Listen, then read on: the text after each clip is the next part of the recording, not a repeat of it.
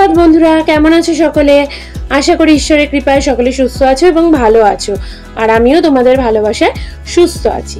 আজকে হচ্ছে দিনটা শনিবার, আর ঘড়ির কাঁটায় এখন প্রায় 7টা বাজে। উঠে পড়েছি 6টার দিকে। উঠে কিছু কাজকর্ম ছিল সেগুলো করে আগে টেবিলটা একটু মুছে নিলাম, তারপরে এখানে চলে এসেছি। বিছানাটাও পরিষ্কার করে নিয়ে মিঠাইকে একটু খেতে দিয়ে দিলাম। রোজ তো হরলিক্সই দিই, তো আজকে বললাম যে একটু কর্নফ্লেক্স খা, কর্নফ্লেক্স এনেছি, তো বললো খাবো, তাই জন্য কর্নফ্লেক্স দিয়ে দিলাম। দিয়ে চলে এসছি আজকে আগে রান্না করতে।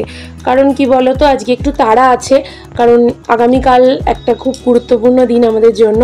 সেই জন্য আজকে কিছু প্রিপারেশন নিতে হবে, সেই জন্য তাড়াতাড়ি করে আগে রান্নাটা কমপ্লিট করে নিচ্ছি। বাঁধাকপি করছি, বাঁধাকপির সাথে আটা মেখে রেখেছি। ভেবেছিলাম রুটি করব, কিন্তু যদিও রুটি করা হয়নি, ওই তেল দিয়ে একটু ভেজে পরোটা মতো করা হলো।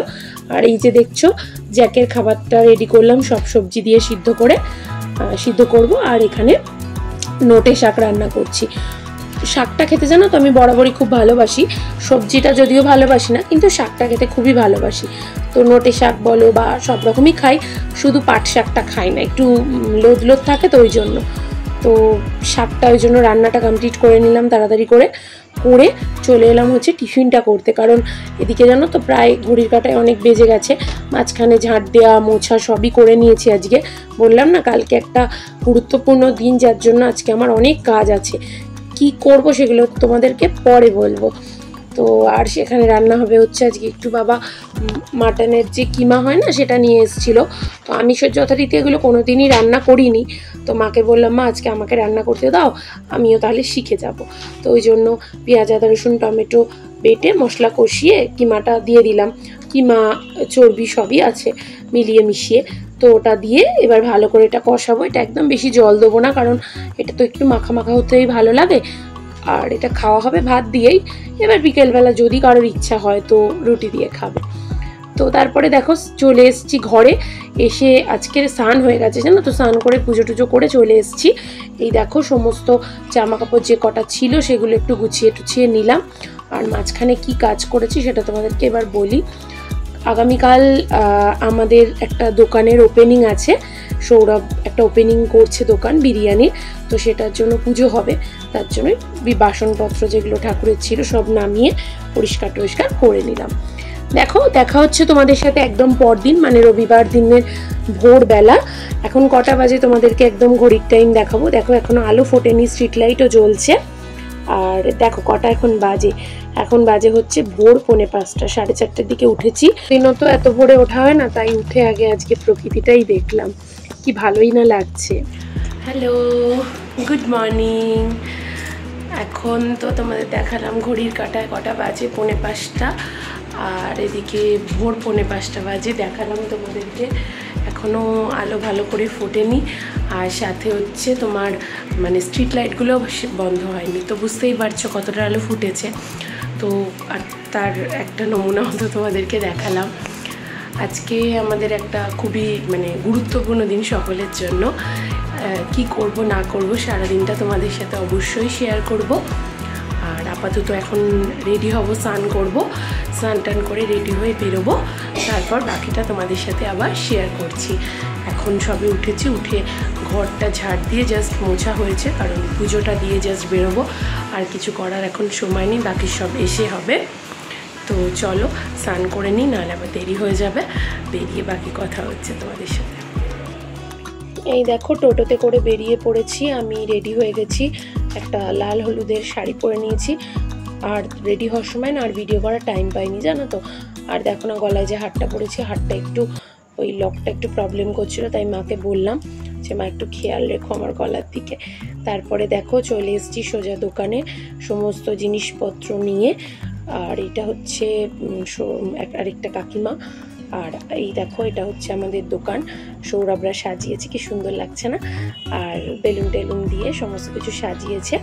যদিও এটা পুজো টুজো হয়ে গেছে তারপরের ক্লিপ, কিন্তু তোমাদেরকে আগে দেখিয়ে দিলাম একবার। এই দেখো আমার রানিমা বেলুন নিয়ে দাঁড়িয়ে আছে ওর কাকাইদের সঙ্গে। আর এই দেখো পুজো তো এখন হয়ে গেছে, তোমাদের এই মানে পুজোটা অবশ্যই শেয়ার করবো, আগে একবার দেখিয়ে নিলাম।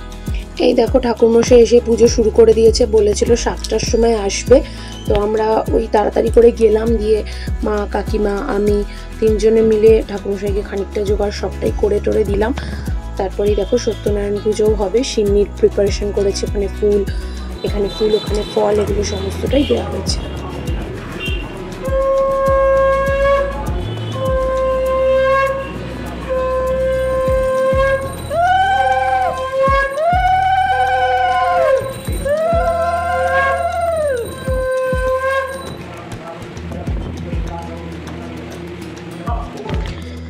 পুজো খানিকটা করার পরে ঠাকুরমশাই আরতি করে নিচ্ছেন। আরতি হয়ে গেলে তারপরে আমরা পুষ্পাঞ্জলি দেব।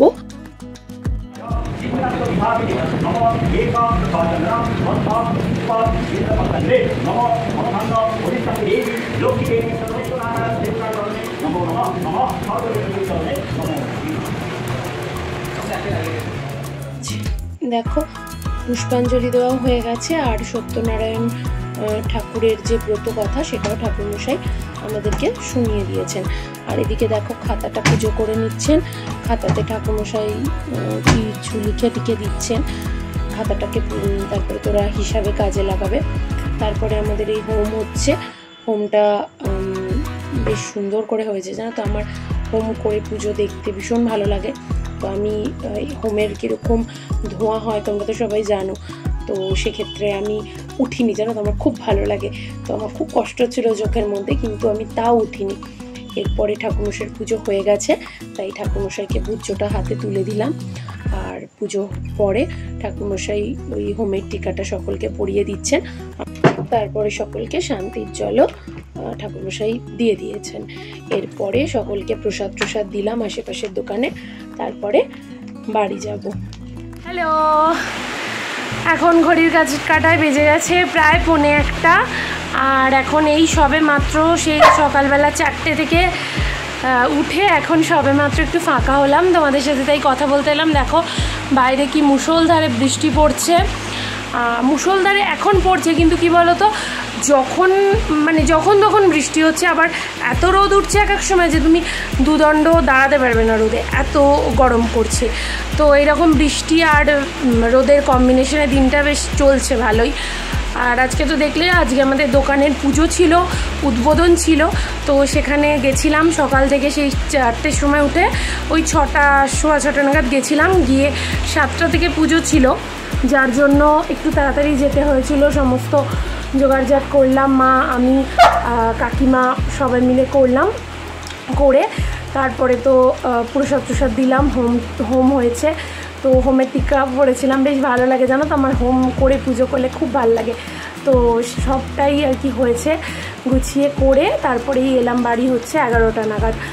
11টার সময় বাড়ি এসে তারপরে এই বাচ্চাগুলোকে একটুখানি ছাদে নিয়ে গেলাম। তারপরে বাসি কাজকর্ম সকালেই সেরে গেছিলাম। তারপরে এসে তো এখন ওদের খাওয়া দাওয়া রেডি করলাম। তারপর কিছু কাপড় জামা কাপড় কি কাঁচা ছিল, সেগুলোকে কেচে টেচে এখন ফ্রেশ হয়ে জাস্ট ঘরে এসেছি। এখনও জাস্ট সিঁদুরটুকুই পড়েছি, এবার একটু বসে তারপর বাকি কাজকর্ম আবার করবো। চলো তোমাদের সাথে আবার পরে কথা বলছি। এরপর দেখা হচ্ছে তোমাদের সাথে একদম রাত্রিবেলায় ডিনার টাইমে। বোনকে পাঠিয়েছিলাম, সৌরভ বললো বোনকে পাঠিয়ে দে, আমি আর আসার টাইম পাচ্ছি না, তো তাই 2 প্যাকেট বিরিয়ানি 2টো কন্টেনার পাঠিয়ে দিয়েছে। আমাদের হয়ে যাবে, একটা মাটন একটা চিকেন, কারণ বোন মাটন খায় না, সেই জন্য একটা চিকেন একটা মাটন পাঠিয়ে দিয়েছে। তো আমাদের এতেই মোটামুটি হয়ে যাবে। তো তারপরে দেখো এখানে বেড়ে নেওয়া হচ্ছে খাবারটা, কিন্তু আমি ভয়েস ওভারটা তো পরে দিচ্ছি। সত্যি খুব সুন্দর বিরিয়ানি হয়েছিল, দারুণ খেতে হয়েছিল। হ্যালো, চলে এলাম তোমাদের সাথে একটু কথা বলতে। এখন ঘড়ির কাঁটায় প্রায় 11টা ছুঁই। এখনও সৌরভ আসেনি, ওর দোকানে কাজ আছে বললো, একটু আসতে লেট হবে। আর এদিকে আমাদের মোটামুটি সব হয়ে গেছে, ফ্রেশ হয়ে একেবারে ঘরে এসেছি। অল্প একটু স্কিন কেয়ার করে নিয়েছি, আজকে তো অনেক ভোরে উঠেছিলাম, তো চোখ দেখে বুঝতে পারছো প্রচণ্ড ঘুম পেয়েছে, কিন্তু এক্ষুনি তো ঘুমিয়ে পড়লে হবে না। আর সৌরভ এখন আসেনি, ও আসবে, ওকে খেতে দেবো, তারপরে আবার যেটুকু যা কাজ থাকবে ওগুলো করে তারপর শোয়া। কথা বলা দেখেই তো তোমরা সকলে বুঝতে পারছো আজকে তো পুরো এনার্জি ডাউন। তো এখানেই ব্লগটা আজকের মতো শেষ করছি। আগামীকাল দেখা হবে নতুন একটা ব্লগের সাথে। ততক্ষণ সকলে সুস্থ থেকো, ভালো থেকো এবং নিজের খেয়াল রেখো। চলো আজকের মতো জানাই সকলকে শুভরাত্রি।